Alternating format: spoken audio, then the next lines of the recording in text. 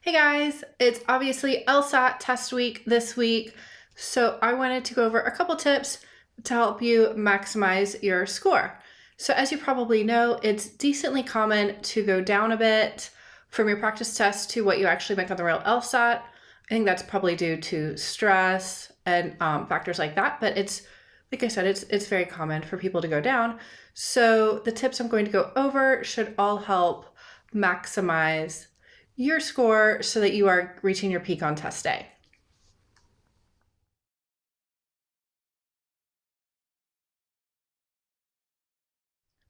Okay, tip number one is do not change your strategy the week of the test. So many people, they're either not at their ideal score yet, or they're just stressed, whatever. For whatever reason, they just go search the internet and they see Reddit. Don't scroll Reddit this week. They see a tip and they're like, you know what, I like this. I'm going to change everything I practiced for months and I'm going to start implementing this new tip. That is a horrible idea. You have all of this muscle memory. So when you go into the test, you're going to have all of this muscle memory wanting you to do this one thing. And then you're going to be like, oh no, I'm going to ignore that. I'm going to do this new tip I just saw on the internet. It will make you slower. It will hurt your accuracy. It is such a bad idea to last minute introduce just a new way to approach the test. And it might be great advice, but it is horrible to introduce it right before the test. So stay off the internet. Don't listen to what anybody says, and keep doing what you're doing the week of the test. It's just too late to make a big shift. So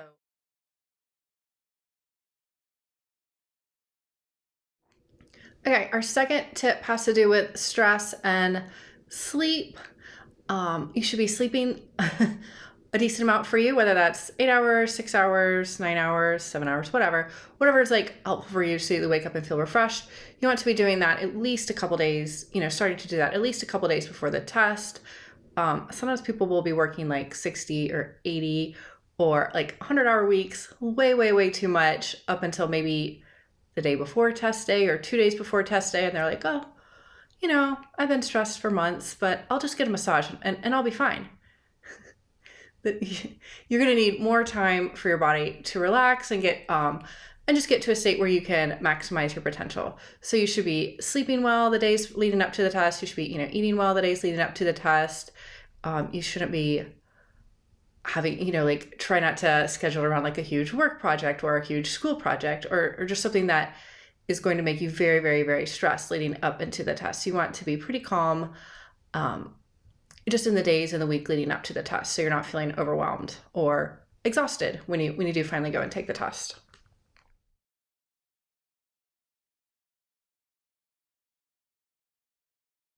Okay, our third tip is try to get everything ready for your test, probably at least 2 days before the test. So not the night before, but the night before the night before. So probably, 36 hours before your test. So obviously there's two ways to take the test. You can take it at home. That would be remote. So if you're taking it remotely, you would want to make sure that you have all the software downloaded 2 days beforehand. Every once in a while it's a hassle. Hopefully it won't be a hassle for you, but every once in a while it is. So you just want to make sure you're not doing that and staying up really late the night before the test. Obviously, if you are taking it at your house or, remotely, wherever you take it, you'll have to show the room. So you'll want the room decently tidy so that, you don't want like mounds of laundry that someone could be hiding behind or something silly like that. You just want your room all ready so that you can show your remote proctor that you were there by yourself. You're not cheating. You don't have, like I said, your friend hiding behind a stack of laundry. You want to have your paper, your writing utensils, all that ready to go, probably, like I said, 36 hours before, just so that you are ready. And then the other way to take it is at a testing center, of course. So you'll want to know, where is the testing center at? How long will it take me to get there? How long will it take me to get there on, test day? Is there traffic when I'm going to be driving there? Like maybe if you're taking it in the morning, there might be early morning rush hour traffic. You don't want to be late or something like that, then you can't take it. You will want to be all ready for that. For some people, I know some people go, they get a hotel the night before because it's a little bit out of town. So drive around, figure out where the test center is. You should make sure that you're not going to have some unplanned for situation where you don't know where it is, you don't know how to get there, or something like that. And then I think for you, you don't need paper or anything. You want to make sure you have your ID ready. Don't accidentally leave that at home.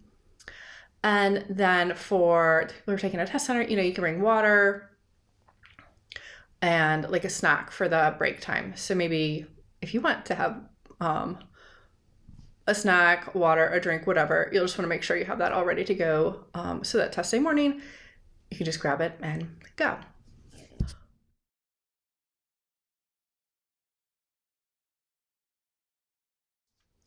Okay, so the rest of the tips, including this one, all have to do with what to do the morning of test day, what to do before you go take the test.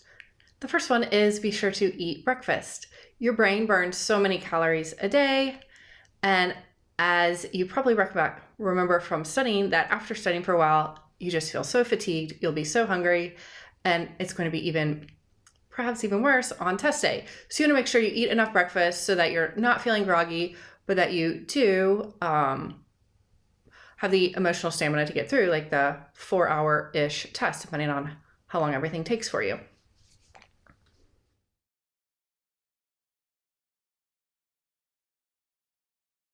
Okay, our next tip sometimes is perhaps to incorporate peppermint into your either morning routine or test taking routine.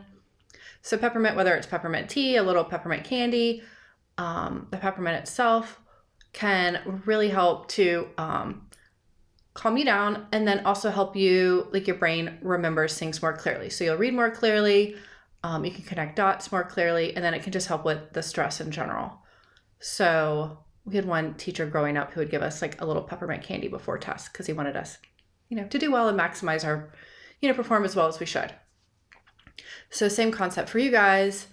And that's even something that, you can have obviously before the test, and maybe you could bring in like some tea or a little peppermint candy even into to have during your break. If that's something just helps in your test taking, in your how you feel and how you perform.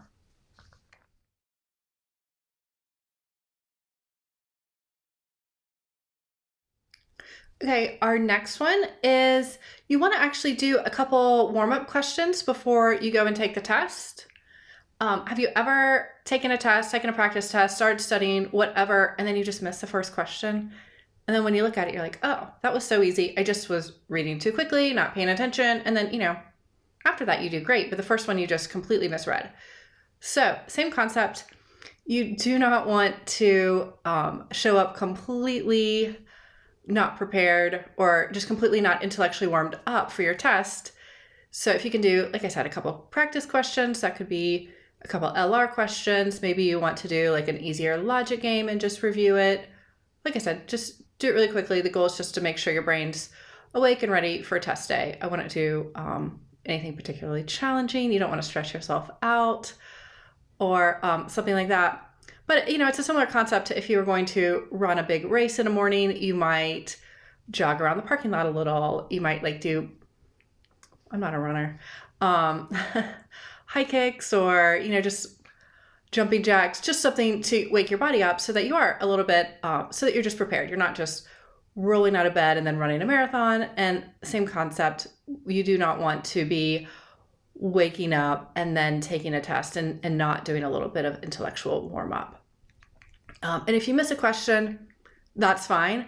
We want you to miss the questions in your practice the morning of the test so that you don't miss them on your test. So don't let that stress yourself out. Be like, oh, that's great.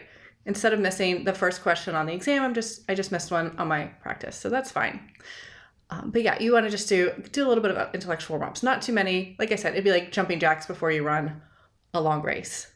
You do not want to overexert yourself, but you do want to make sure your brain is prepared for the LSAT.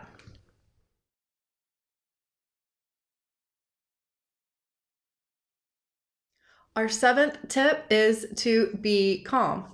it is so easy to get stressed and overwhelmed, either beforehand or during the test. And so like you could do things like breathing deeper. Obviously, shallow breathing will always raise your stress levels, and taking deep breaths will help calm you down. That's something you can do beforehand, but also during the test. Depending on who you are, what you like, you could maybe do some yoga, do some stretches, help just calm your body down so you're not like full of anxiety or stress, but that you're kind of stretching it out and giving it a place to go. You could sometimes going on a walk, getting some vitamin D, seeing the sun, whatever you need to do a little bit before the test, the morning of the test before you go and take it, that would help calm you down, are all great ideas.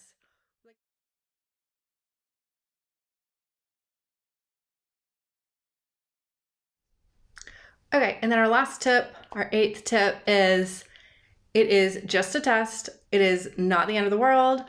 It is not the end of your law school dreams. All these really, really stressful feelings that people place on the test are not it's just not a big deal at the end.